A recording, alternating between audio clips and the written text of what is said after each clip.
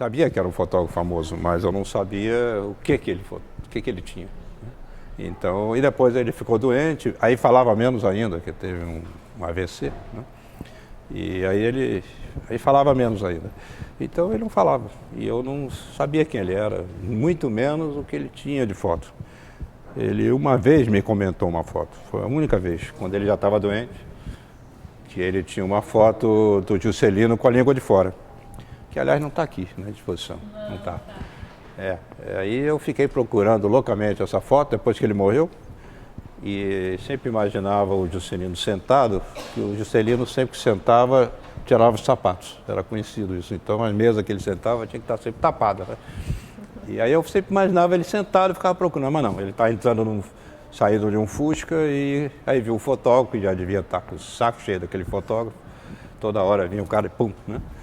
Aí ele botou a língua de fora, né? E essa foto só eu tenho, mas só descobri muito depois. Mas na verdade a gente só teve acesso às fotos, o susto que nós tomamos, quando descobrimos depois da morte dele, né? Brasil. Ele era austríaco, veio para cá com 21 anos, mas viveu até os 86 aqui no Brasil, né? No Rio, Laranjeiras, para dizer a verdade. Nunca saiu de Laranjeiras, a família toda, né? E ele, então, quando nós olhamos aquelas fotos, porque essas fotos que vocês estão vendo aqui são de negativo 6x6, tirado com a Rolleiflex, que ele usou principalmente a partir de 41, quando ele comprou, o que tudo indica, porque ele anotava tudo, né?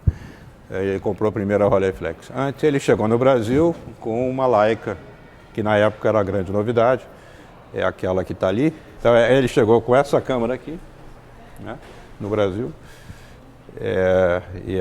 Na época era a grande novidade, o que popularizou a fotografia no mundo todo era a Leica, que era pequena. Antes se usava câmeras muito grandes, né? E a Leica é alemã, e essa Leica provavelmente ele comprou em Portugal, na travessia para o Brasil, porque as máquinas que ele tinha foram todas roubadas pelos nazistas quando estiveram na casa dos pais dele, que era uma família judia. E anotaram lá, né? Porque os alemães são alemães. Ele veio aqui depois da Segunda Guerra? Ele chegou aqui, ele saiu da Áustria em 1938, alguns meses depois da invasão da Áustria pela Alemanha nazista. E eles estiveram na casa do pai dele, um dia depois da anexação, e pegaram o carro do meu avô e as máquinas, que na época valia muito. Então ele saiu de lá sem máquinas, sem câmeras, ao que tudo indica, mas comprou algumas em Portugal. Ou seja, ele já era fotógrafo amador, com 21, 20 anos, eu tenho algumas fotos daquela época anterior, mas é muito pouco, né? Então, essa é um pouco. Depois ele comprou. Essa não é a Rolleiflex mais antiga, porque ele anotava tudo e guardava tudo. Então ele colecionava e anotava. Vendi para fulano, comprei de Beltrano, só com o primeiro nome, né? Então essa aqui deve ter sido uma Rolleiflex, ele usou há algum tempo, já está bem usada. Tenho mais 2 ou 3 lá, né? E mais tarde ele usou a Hasselblad, que é aquela ali. Eu peguei a mais antiga que eu achei, que é a Rolls Royce das máquinas 6x6, né? Também tenho 3 ou 4 dessas. Hoje em dia não vale mais quase nada. Se fosse 5 anos antes eu teria. Porque com a fotografia eletrônica essas máquinas perderam bastante do uso. Mas podemos começar? Bom, então a história do Kurt já está delineada. Ele chegou aqui em 39, teve que sair em 38.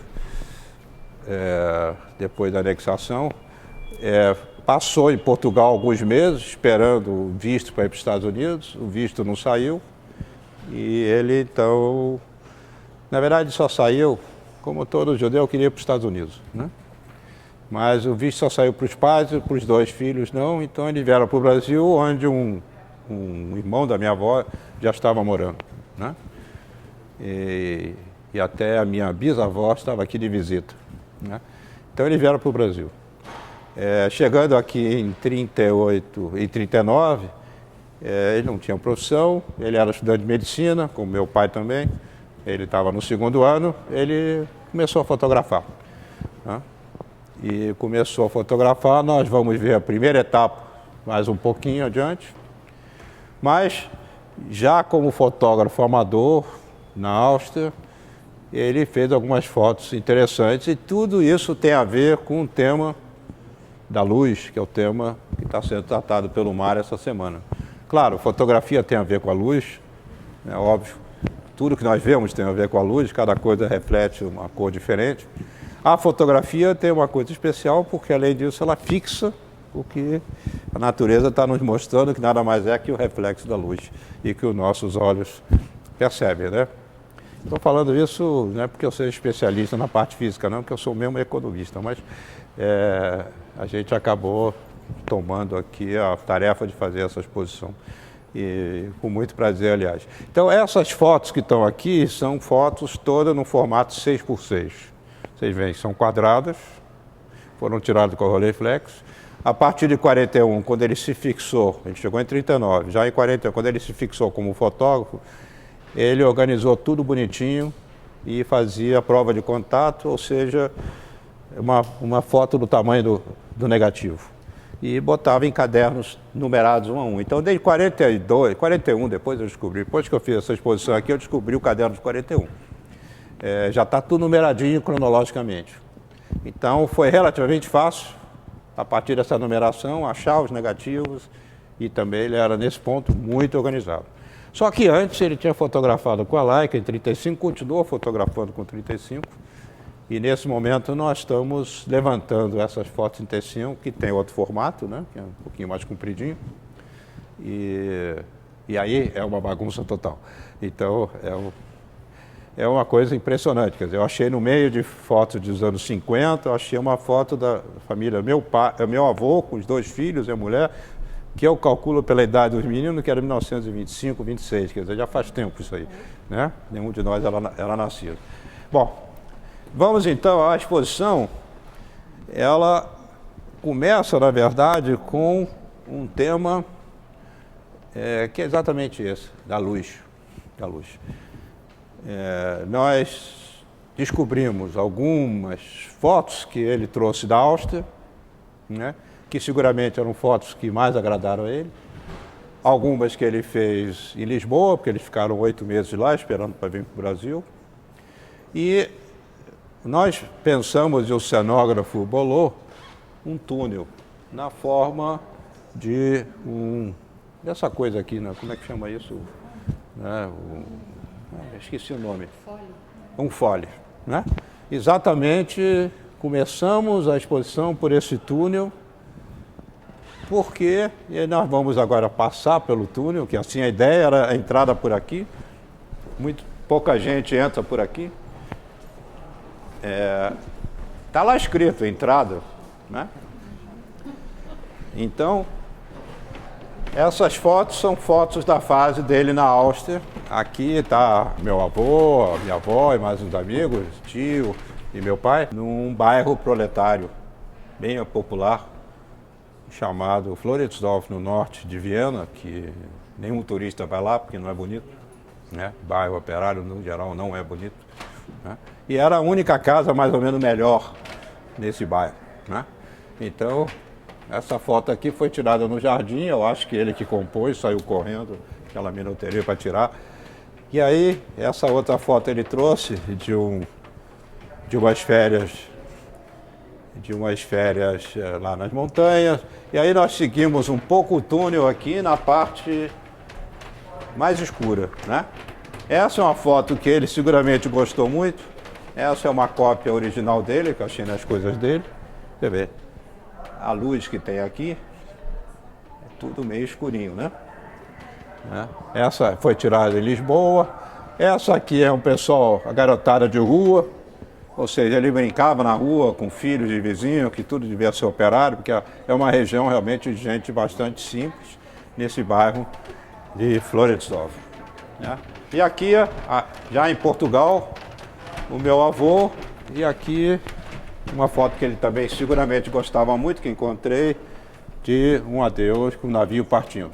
Ele tirou em Portugal. Então, essa parte aqui nós procuramos mostrar uma certa diferença. o que acontece quando você vem do país frio, que a luz é diferente, e aí chega no Rio de Janeiro. Então, essa é a parte seguinte.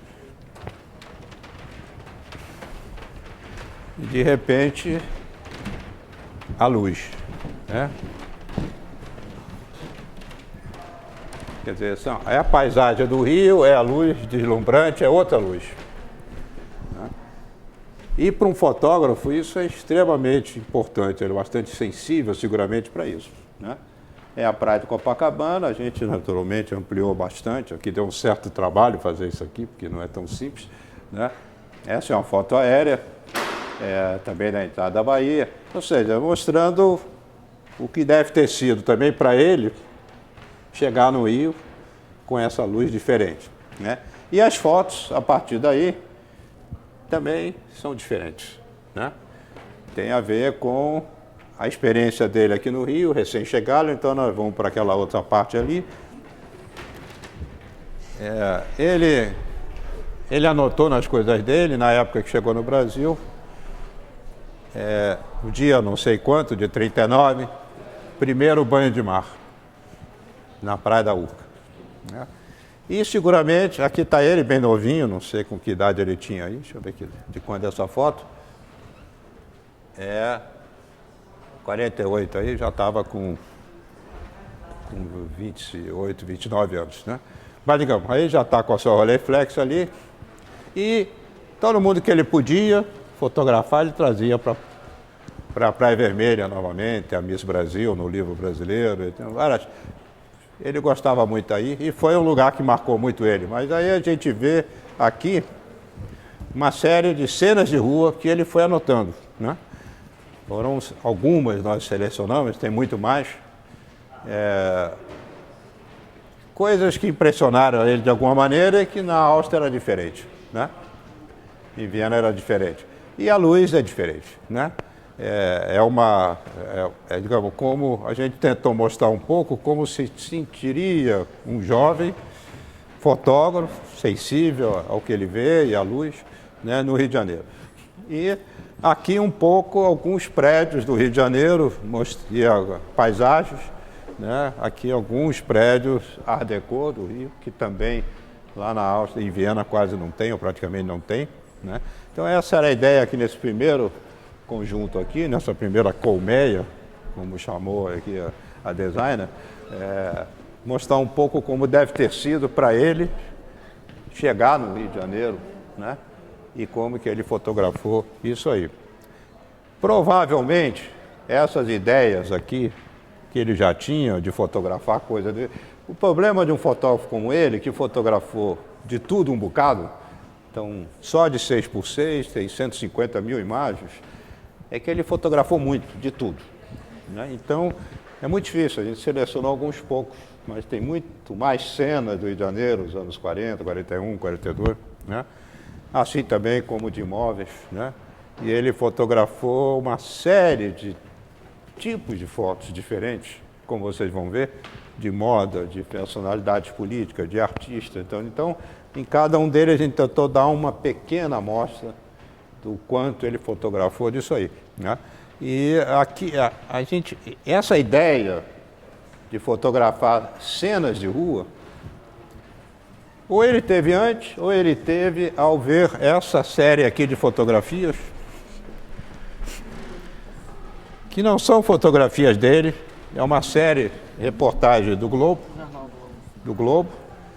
que o título é O que o turista nota no Rio. Né?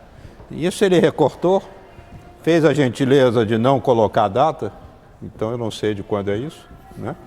Mas dá para ver o seguinte, é mais ou menos a mesma ideia que ele, de alguma maneira, tentou fazer. Essas fotos, embora ele começou a trabalhar muito cedo para revistas, certamente a maioria delas não era para revista, era para ele.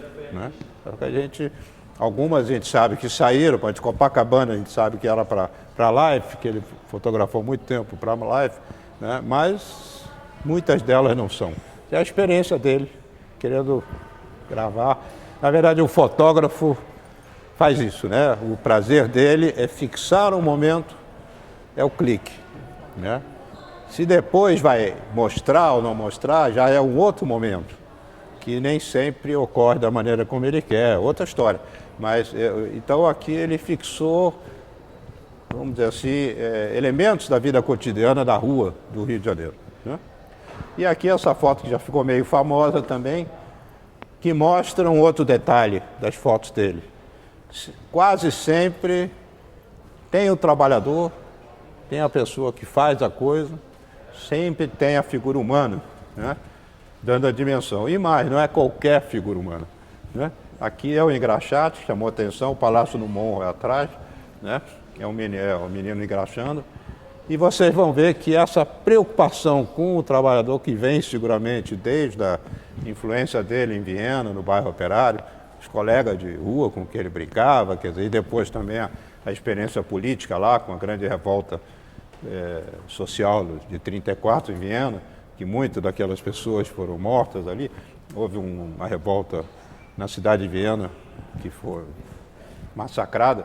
Em suma, essa é a ideia dele. Ele nunca ia, embora tenha fotografado milhares de vezes reuniões de elegantes, para revistas elegantes, que tinha na época, ainda mais que tem aqui, né, que tem agora, ele nunca deixou de ir à cozinha, tirar fotografia de quem está lá trabalhando, fotografava quem servia, anotava o nome do pessoal para depois mandar foto para eles.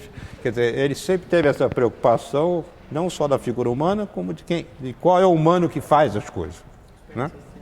E isso é uma coisa que me surpreendeu também muito, não esperava dele, porque eu não sabia nada disso dele, e nós já vamos ver em parte de onde isso partiu. Essa outra colmeia aqui, ou esse outro núcleo, é um pouco de como ele se inseriu na vida social e política brasileira. Ao chegar aqui como estudante, ele se uniu à União, ele trabalhou e praticamente vivia dentro da União Nacional dos Estudantes, o prédio ali na Praia do Flamengo, perto da Uni. Tem até um pequeno recorte do jornal da Uni falando dele. Ele praticamente vive aqui conosco no nosso prédio, e ele se tornou muito rapidamente o fotógrafo da Uni, né? Então aqui é uma capa do boletim da Uni. Essa, por acaso, tem data, é de 43, ele começou a fazer 41, 42. Esse é o órgão oficial da Uni. Disso aqui não existe arquivo, porque o prédio foi queimado no golpe de 64, o arquivo foi junto, então pouca coisa restou, e eu estou tentando levantar o que ele tem, porque várias capas desse boletim mensal foi ele que fez. Eu tenho algumas, essa aqui eu achei, mas tem algumas que ele mesmo imprimiu, tamanho grande, né? Ele se uniu, ele trabalhou dentro da Uni, com a Uni, para que o Brasil entrasse na guerra contra a Alemanha nazista. Esse foi o primeiro motivo dele, né? E o Brasil acabou entrando na guerra. Declarou guerra em 42, só em 44 é que a gente conseguiu mandar a FEBS. Demorou 2 anos e tanto para um exército que praticamente não existia, né? Vejam só como é que é a história de parente e curador, né? Eu nunca tinha ouvido falar nessa revista Vida, né? E eu sabia que ele tinha... Essa foto eu encontrei ela mesmo, impressa por ele e tal. Aí quando eu fui fazer essa vitrine aqui, a gente tinha várias revistas, aí eu fui botando uma perto da outra, aí quando eu olhei, mas isso é a mesma cor. Aí que eu me lembrei que Life é vida em inglês, eu nunca... né? Ou seja, era para ser a Life brasileira, né? Que acabou não dando muito certo, pelo que me parece. Então eram essas coisas, dá um tilt, dá um negócio qualquer, e eu não saquei que isso era para ser a Life brasileira. E ela já foi feita desde 41, eu não sei quanto tempo ela durou. Mas só quando eu botei aqui para espalhar, eu disse, vai fazer a mesma cor, que coisa interessante. Aí que me dei conta de que era para ser a Life brasileira. Não continuou, pelo que parece, mas essa é uma foto dele, que eu tenho ela impressa por ele em cópia maior também. Achei, essa aqui é de 40, e 2 eu achei o negativo também recentemente. Então ele estava dentro dessa questão da guerra, né? O país dele, como os austríacos diziam, foi o primeiro país a ser invadido pelos alemães. A Áustria era, durante séculos e séculos, muito mais importante do que a Alemanha, né? Na verdade, ela já existia como país, enquanto que a Alemanha nem existia como país. Então, na verdade, o sentimento nacional da Áustria é extremamente forte com relação à Alemanha, então nem se fala, né? E quando foi invadido, uma situação que dizem que houve um plebiscito, depois organizaram um plebiscito fajuto lá, 90% foi favorável à anexação, mas isso certamente foi um plebiscito altamente contestado na vida política austríaca. Então, a história era a Áustria como país, né? E eles organizaram um movimento chamado Áustria Livre. E esse movimento Áustria Livre existiu no mundo todo, dos exilados austríacos do mundo. Judeus, social-democratas, comunistas, ciganos, qualquer coisa que foi católicos, né? Houve um cara que era ligado à Igreja Católica, que era o Carpô, que veio parar aqui também. Ele foi trazido pelo Alceu de Amoroso Lima para o Brasil, porque ele trabalhava no jornal católico. Os nazistas mataram quase todo mundo, quer dizer, acabaram com todo mundo que não era nazista. Então eles atacaram todo mundo ao mesmo tempo, né? E esses caras todos juntaram-se numa organização chamada Áustria Livre aqui, que era um saco de gato, mas isso é uma outra história. Então vamos voltar aqui para o Brasil, né? Então, ele pegou essa parte toda aqui da guerra.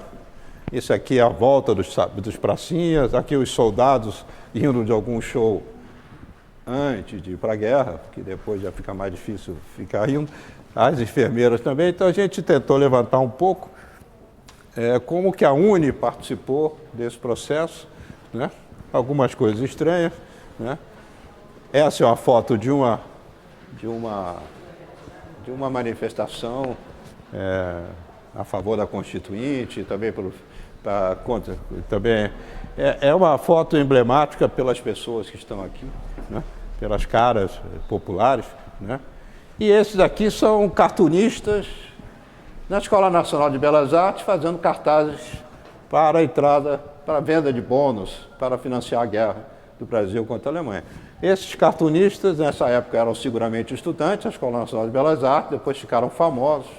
Era aquele que fazia o Amigo da Onça, que, aliás, é a cara dele, se vocês olharem, quem lembra do Amigo da Onça, era a cara dele mesmo, era um boneco, era muito parecido com ele, era na primeira página do Globo, bem melhor do que esse Caruso que está lá na primeira página hoje em dia, né? E vários outros que depois se tornaram famosos. Eles são todos estudantes na Escola Nacional de Belas Artes, e aí vai uma série de fotos políticos, né? Que a gente misturou um pouco. Aqui a Ilha das Flores, que é a ilha onde muitos estrangeiros tinham que fazer a quarentena, e várias manifestações pela Constituinte, aqui pela anistia política, já em 45, no fim da ditadura Vargas. E aqui a primeira eleição, depois da ditadura Vargas, uma foto muito interessante, porque temos ao lado a UDN, que era um partido de direita, Partido Comunista do Brasil e Liga Eleitoral Católica, tudo juntinho, bonitinho, participando da primeira eleição de 45.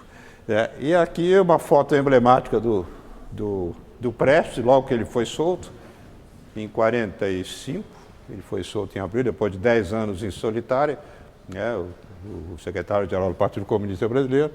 E essas fotos depois, ninguém mais tinha foto, então foram sendo usadas em várias publicações, sempre as mesmas fotos do meu tio. Aqui está a capa da Visão, que é sei lá, 8 anos depois, ainda tinha essa mesma foto, porque ele caiu na clandestinidade, o Partido Comunista foi proibido em 48 pelo Dutra, e aí ninguém mais tinha fotos, né? Então ficaram essas fotos históricas, né? Essa Visão é de quando? Eu não me lembro, é 52, é 52, pois é. Pois é, então é sempre a mesma foto, e, na verdade é uma sucessão de 10 negativos que eu achei do Prestes, sem numeração, né? Bom, aqui temos já uma outra passagem, que são os folguedos, né? As festas populares que impressionaram muito ele durante muito tempo. Selecionamos algumas fotos, sobretudo carnaval de rua, né? Ali é uma escola, porque a escola de samba era tradicionalmente o carnaval da gente pobre, né? Hoje em dia a gente não pensa muito nisso, mas sabe que quem faz a escola de samba até hoje é o pessoal mais humilde, né? Então, mas no início, a classe média, ela fazia os cursos, que é isso aqui, ó, com carro, né? Ia aqui na Rio Branco, desfile de carro. A escola de samba era do povão, e continua, aliás, sendo do povão, que é quem faz. Mas aqui nós temos alguns exemplos de escola de samba extremamente simples e pobres, né? Essa aqui é o bloco do Rato Molhado, que é uma comunidade, como se diz hoje em dia, que ainda existe, chamada Rato Molhado, e a moça lá na frente da escola de samba botou um rato que, vocês olharem muito bem, tem sombra, ele está empalhado aqui, né? É muito estranho. Ninguém gosta muito de ver, mas na verdade batemos o olho e falei, que sombra maluca é essa?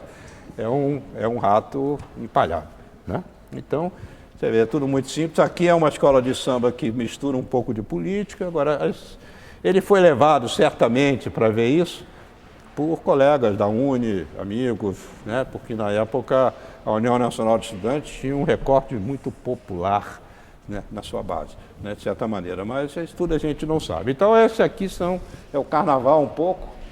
Vocês podem acreditar que de carnaval a quantidade de fotos é impressionante para um cara que chega de fora, olha aquilo, na rua e tudo mais, mas não dá para mostrar tudo, né? Bom, esse outro conjunto aqui é um conjunto de coisas que também para ele era novo, que é a influência negra no Rio de Janeiro, né? Por um lado,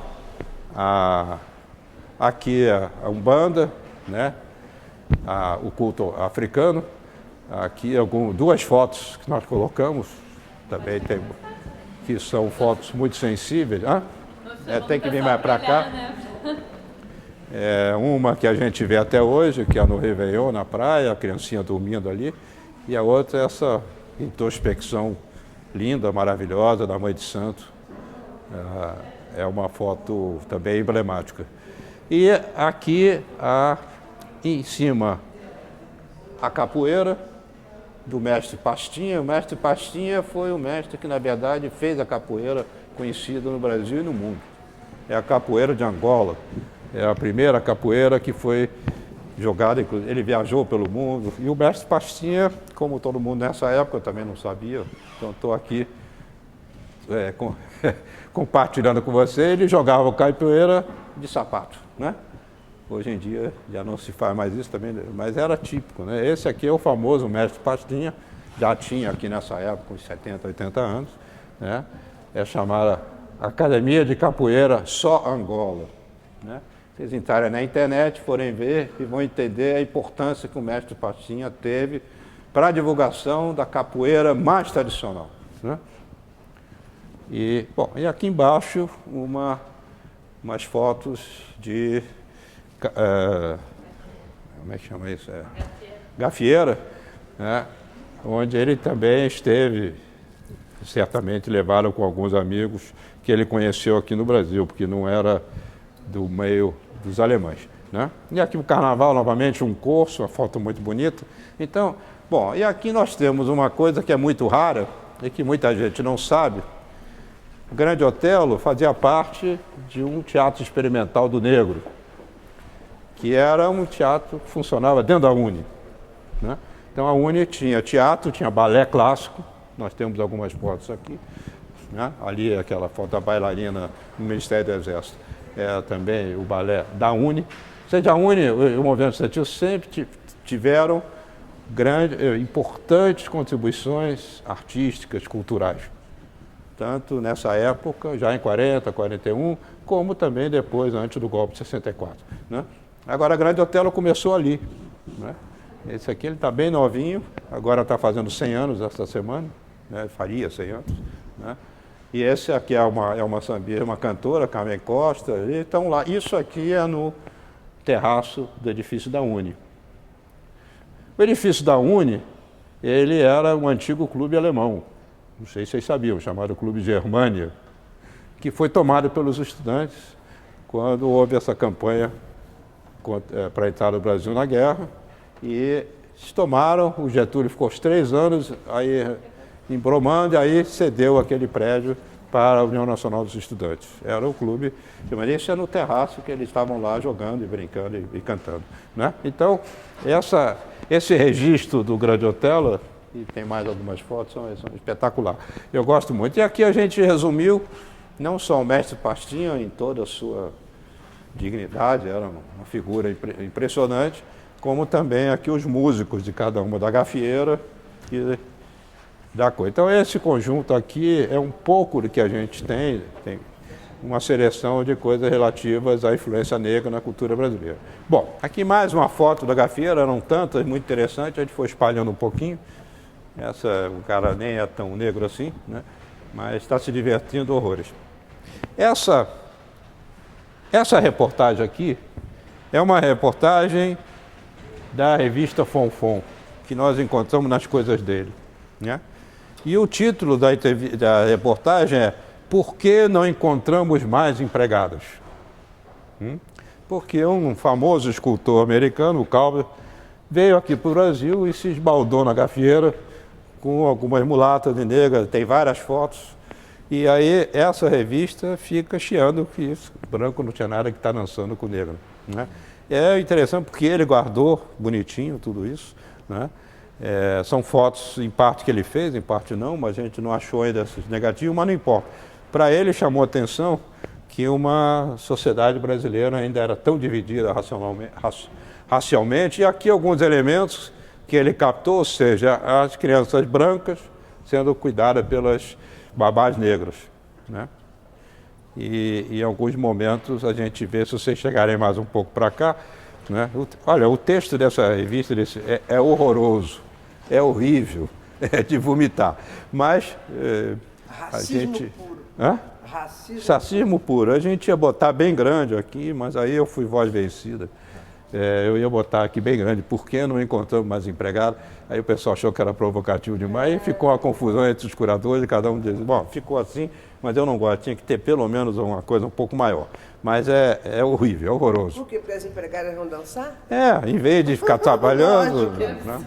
Vão pro samba. Vão pro samba, coisa que sempre fizeram. É melhor, não? Que sempre fizeram, né? Pois é. Agora, o que é interessante, o que eu acho, como que ele conseguia captar o olhar, por exemplo, dessa babá aqui, né? Olhando para a câmera, como ele conseguia isso, e várias outras fotos, vamos ver isso, ele capta o olhar, e é uma coisa que para uma pessoa que quase não falava, né?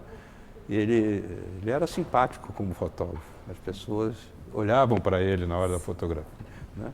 E esse é um dos olhares mais impressionantes. Tem um outro de um trabalhador lá de construção, que também é magnífico, que nós vamos ver já, porque a gente chama ele de Mona Lisa dele. Bom, aqui tem várias personalidades. Como ele veio da UNE, essas pessoas todas, na época do movimento estudantil e na luta contra a ditadura Vargas, quando acabou a ditadura Vargas, todos os intelectuais brasileiros, importantes ou não, eram do Partido Comunista, com raríssimas exceções.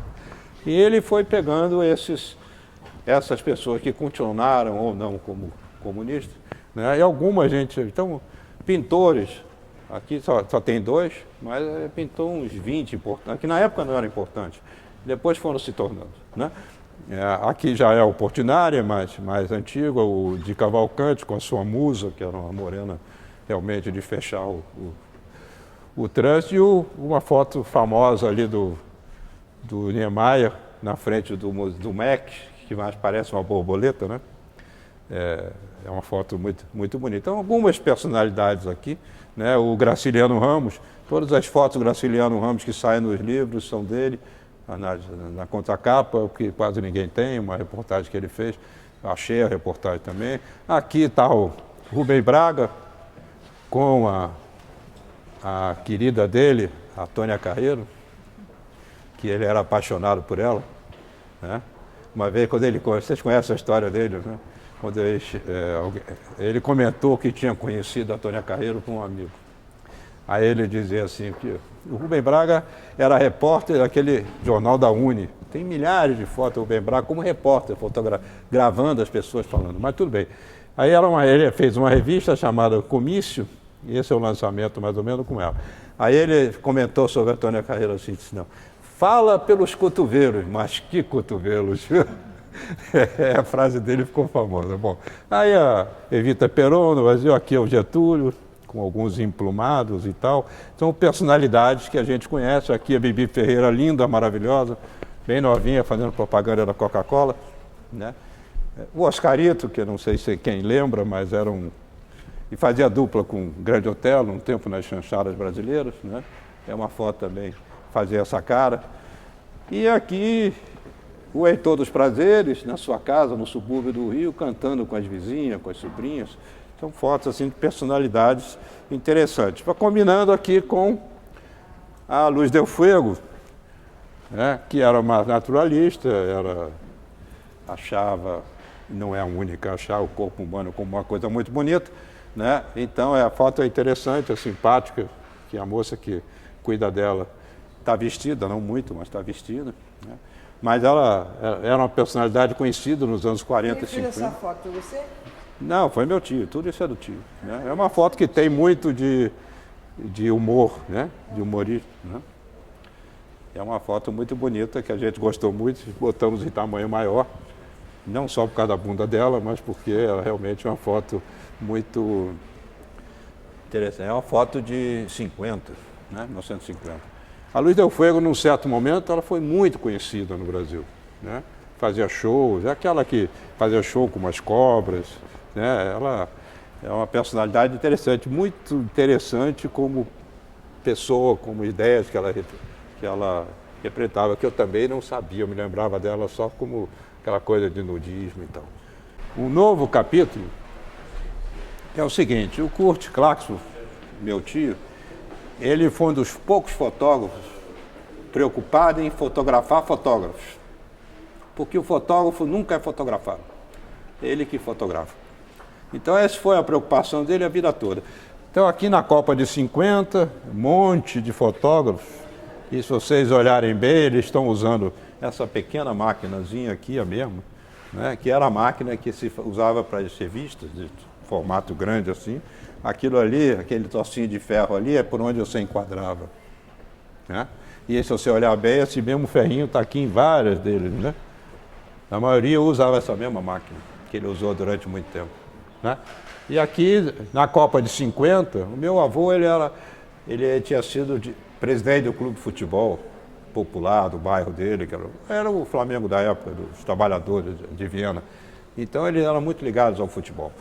Você imagina, então, o impacto que deve ter tido a Copa de 50 para a família. Ele gastou muito material nessa Copa, coisa que na época o material era muito caro. E aqui ele pegou um colega fazendo a embaixada em pleno Maracanã, antes de começar o jogo, ou durante o jogo, né? Uma foto que ele achou interessante. O cara não resistiu à vontade de pegar a bola e fazer ali uma embaixada, né? É uma foto também muito interessante. Mas essa preocupação de pegar outros fotógrafos ficou a vida toda, né? E tem vários colegas. Então esse aqui, fantasiado, é o Zé Medeiros, que é um fotógrafo fantástico, não sei se vocês já ouviram falar nele, é talvez, para mim, o fotógrafo mais importante, né, dessa geração. Ele era fotógrafo do Cruzeiro, né, assim como esse fotógrafo que está exposto aqui ao lado, que é o Evandro, era do JB, né? E aqui várias fotos de fotógrafos, algumas que nós colocamos aqui, interessantes, da mulher alta para burro, fotografando no Jockey. Esse lambe-lambe aqui, que é o fotógrafo de praça, em Pernambuco. Em suma, algumas das fotos nós selecionamos. E, sobretudo, o Paulo Heckenhoff, que aqui é o diretor artístico do coisa, disse assim, mas ele parece pintor. Os pintores faziam muito autorretrato. E ele fez muito autorretrato. Então, todas essas aqui são autorretratos dele, né? Aqui com o Índia, claro que ele é o da direita. Várias posições, fazendo fotos, que ele montava a foto. Aqui ele está fazendo foto de um modelo de moda da época, com essa mesma máquina, né? Então, é um pequeno painel das autorretratos que ele fez, né? Veja como são essas coisas. Quando você está montando uma exposição, ou está reconhecendo o trabalho de alguém que você mal conhecia. Eu vi uma vez um envelope escrito com a letra da minha avó, assim, Mr. Wells, né? Pô, quem será esse cara? Algum presidente de alguma empresa americana que ele fotografou muito, aí só tinha o negativo. Aí eu fui, botei no scanner, olhei e disse, pô, mas esse é o Orson Welles, né?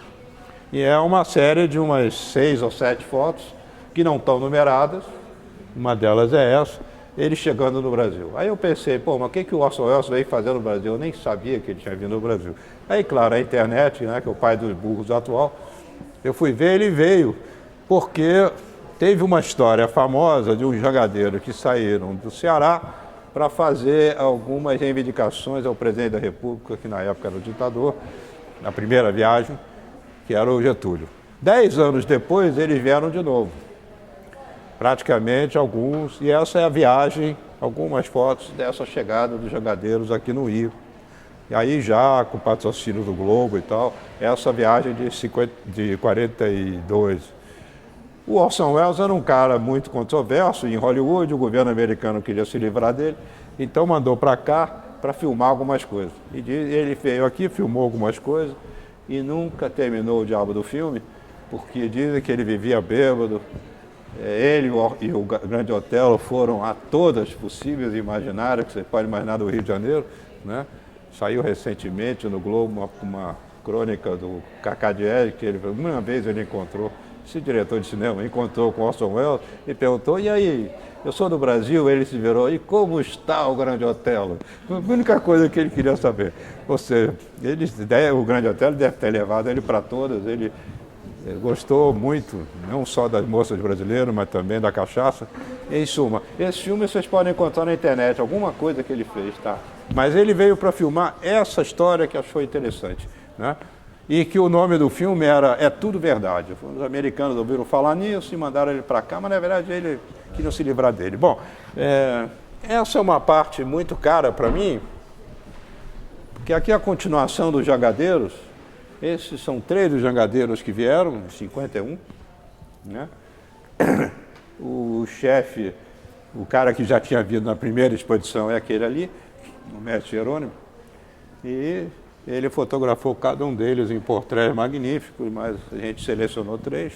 Então essa é a continuação daquela série, né? E aqui nós temos um pouco da preocupação e da cobertura dele na questão do trabalho, do trabalhador, né? Aqui é uma série fabulosa, eu gosto muito na Companhia Siderúrgica Nacional, né? Ele anotou o nome desse operário aqui, com a lança, né? E aqui é uma ideia que vem muito frequentemente nele, a grandeza da instalação diante da pequenez da figura humana, né? A Companhia Siderúrgica Nacional e Volta Redonda, essa série aqui, e aqui mais algumas séries, mais algumas fotos de trabalhadores, esse curtume carioca, que existia até há pouco tempo no Rio, um senhor já de idade levantando um couro que, quando ele ainda vem com aquele sebo todo, ele pesa mais de 100 quilos, então na verdade ele tem que fazer, não é fácil, né? E ele está puxando, ele pegou em pleno voo, uma foto também muito difícil, né? Mas são fotos de trabalhadores, que a gente escolheu algumas, entre muita preocupação dele, eu já falei lá no início, né? Então era muito isso, do trabalhador. E aqui, novamente, a mesma ideia, né? A grande instalação e o homem bem pequenininho ali, né? Uma coisa que a gente queria salientar, mas encontramos muito frequentemente nas fotos dele. E aqui, essa foto aqui, é a foto que nós chamamos de Mona Lisa, né?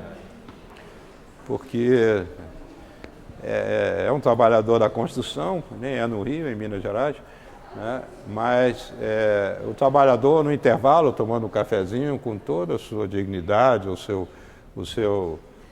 sua pureza mesmo, né? Enquanto pessoa, né? Então, queríamos botar ela como o símbolo da exposição. Todo mundo considera essa foto muito bonita, todo mundo fica emocionado pelo sorriso dele, né? E ele ainda conseguiu captar o olhar também, mas aí a gente, na ampliação, não ficou tão bem, então a gente ficou aqui, mas é Nossa Mona Lisa, ou Monoliso, como a gente chama, né? Todo mundo gosta. E aqui ainda temos mais algumas fotos de trabalhadores, agora de mulheres. A gente queríamos mostrar também a preocupação dele com o trabalho feminino. Ali são as lavadeiras, aqui em Ricardo de Albuquerque, no subúrbio do Rio. E aqui duas fábricas do Grupo Klabin, uma de cerâmica e outra de fósforo.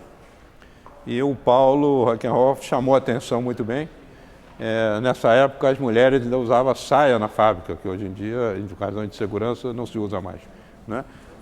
Porque pode prender na máquina, né? Como na época a mulher só usava saia mesmo, né? São um pouquinho assim do trabalho feminino que nós queríamos também iluminar aqui. Então esse é o conjunto do trabalho. Essa foto aqui, seguramente, do menino lourinho no Jardim de Alá, foi encomendada. Ele foi para lá para fotografar este menino. É uma pose meio babaca, né? Meio bobão, né? Só que ele viu do lado, é a foto seguinte, com a mesma numeração seguinte, o menino engraxate, né? Que não era da encomenda, ele tirou, né? Então é uma sequência da outra. Como ele numerava os negativos, a gente sabe que aquela era a encomenda, está bem enquadrado, está lá dois irmãos atrás, e aqui o menino engraxate, né?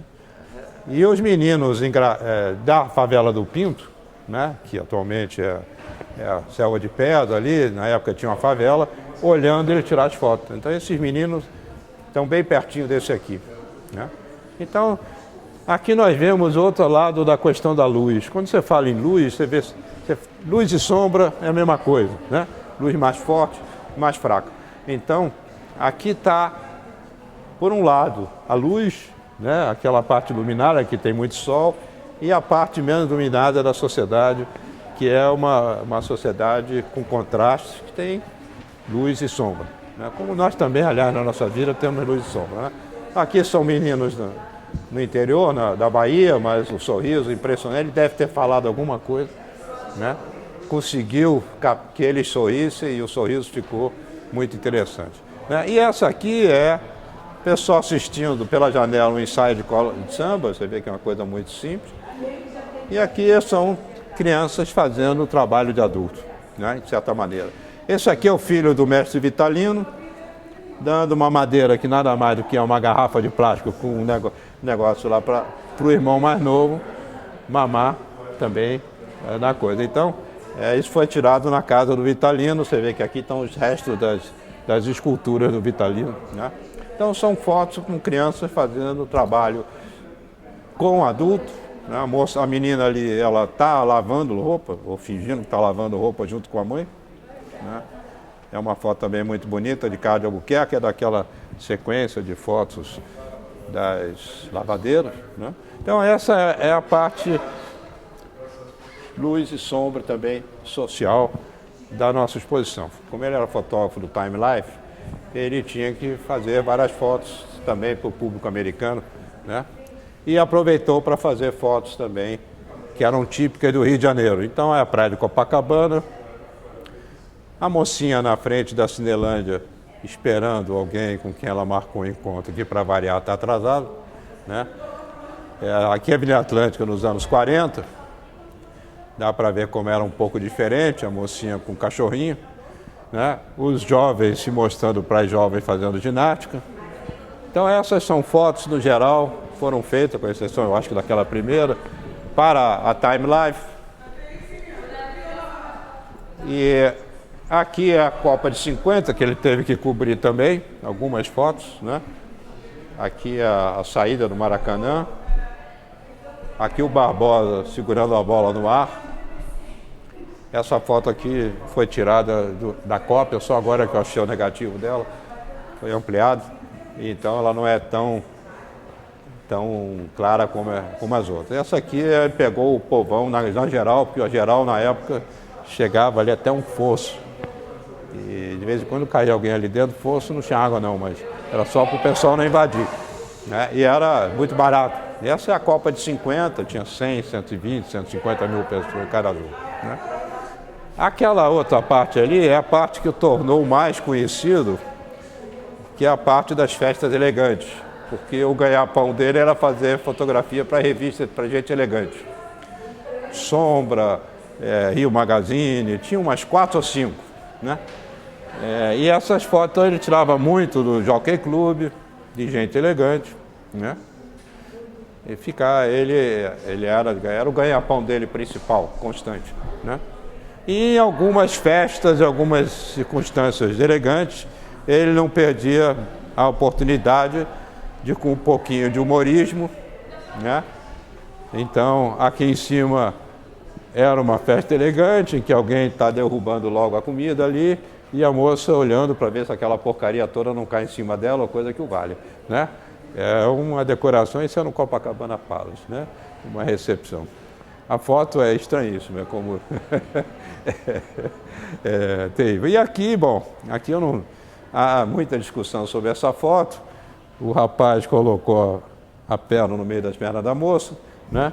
Coisa que nunca acontece na realidade, mas é uma foto que ele tirou, vamos dizer assim, numa circunstância que a gente não sabe se... Provavelmente sem o pessoal saber, porque a gente tirava com a Rolleiflex, a Rolleiflex fica aqui assim embaixo, então você tira a foto meio desapercebida, né? Porque a Rolleiflex você tira de cima, né? Não é como aquela coisa, né? Então, disso aqui, todo ano ele fotografava o Grande Prêmio Brasil, era uma coisa ridícula, ele muitas vezes colocava o ridículo das fotos, mas o pessoal também não entendia o ridículo, quer dizer, as mulheres usando pele no Rio de Janeiro, né? Ficava o ano todo na geladeira e usava só para isso. Então ele tinha que cobrir isso e fez algumas fotos memoráveis, né? Muito bonitas, algumas, as figuras humanas ali, né? E tem mais, naquele livro brasileiro que está ali mostrado, tem mais fotos de elegantes, isso é uma quantidade muito grande de fotos. Uma das revistas para a qual ele fotografou, né? A Sombra, é uma revista famosa de um poeta chamado Carlos Frederico Schmidt, que era uma revista inteligente, cheia de gente importante escrevendo, né, para gente elegante. Aqui essas fotos do Jockey Club, aquela foto da Varig é dele. Essa mesma foto agora está na revista da TAM, que está nos aviões, né? Só que essa daí está colorida, eles remasterizaram ela, né, na época. Mas essa mesma, na revista da TAM que está circulando agora, tem essa mesma foto dos dois modelos que ele estava fotografando. Naquela foto que ele aparece na Bala All Star, ele estava fotografando esses modelos. E aí entrou esse menino no meio, né? Ficou bem mais interessante a foto, não era para ter entrado, né, ao que tudo indica. Bom, aqui algumas coisas que ele usava, que a gente foi achando, manuais e filtros, foi só muita coisa. Ele, como não jogava nada fora, o que tem de material dele é muita coisa, eu só botei algumas poucas coisas aqui, né? Cartões postais, ele guardava tudo, né? Aqui está o fotógrafo no laboratório. Essa ampliadora eu não achei a parte de dentro, só a bola.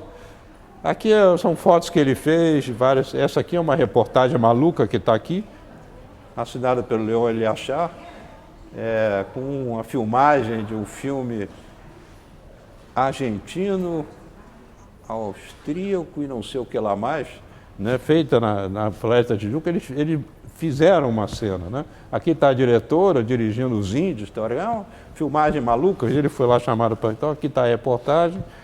Aqui está a reportagem que saiu com o Graciliano Ramos, que eu custei a descobrir essas fotos todas do Graciliano.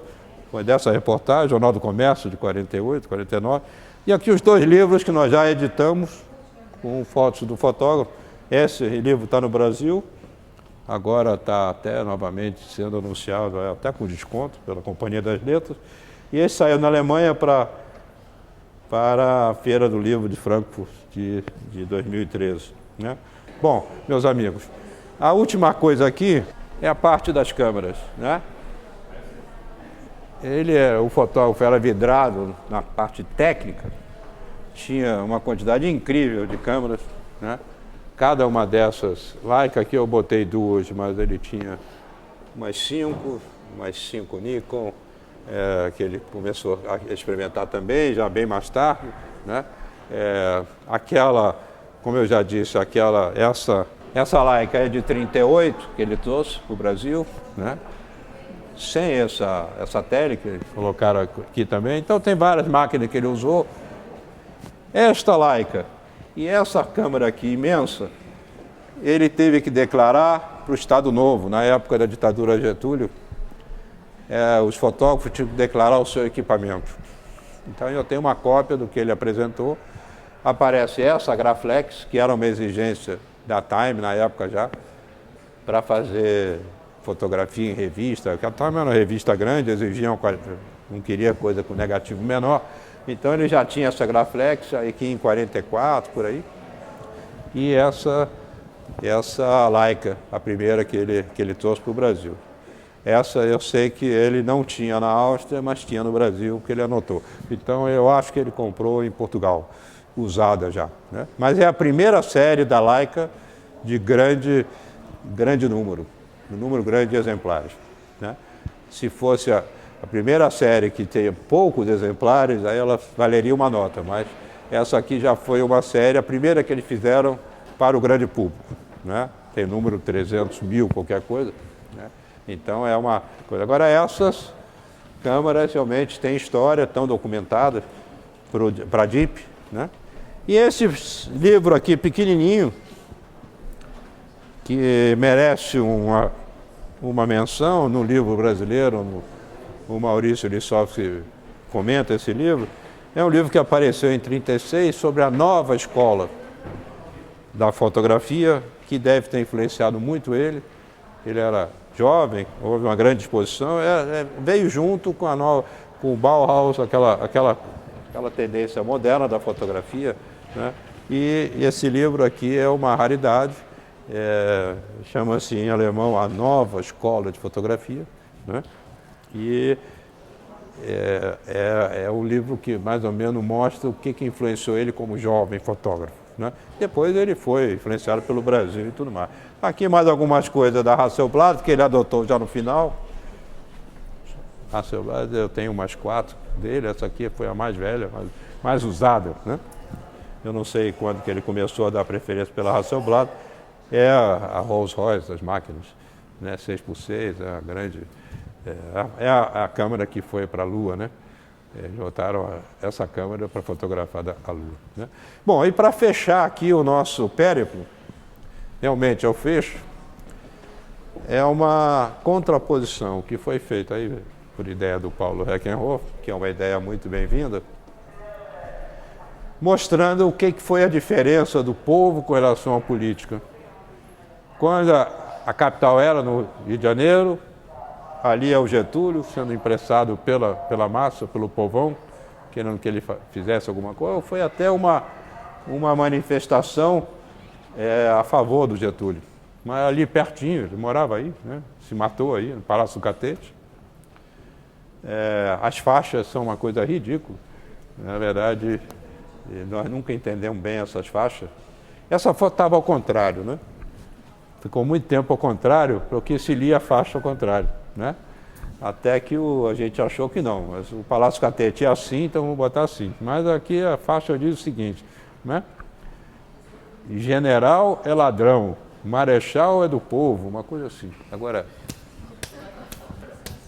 né? Agora aqui está a diferença para Brasília, né? Brasília, claro que ainda estava em construção, o pessoal já estava visitando lá, mas como que o povo fica longe do poder, né? Essa foi a contraposição. Aqui o povo ali pertinho do governante, do presidente, e aqui é isso mesmo. Brasília, o povo está muito longe do poder, né? Bom, é isso aí. A exposição é isso. Desculpa ter falado demais, mas eu podia... A gente, quando trabalha tanto com essas imagens, a gente fica... Obrigado. Espero que vocês tenham gostado da exposição. Deu trabalho, mas, sobretudo, deu muito prazer, né? Pessoal, muito obrigada. Eu quero agradecer também Ah. pela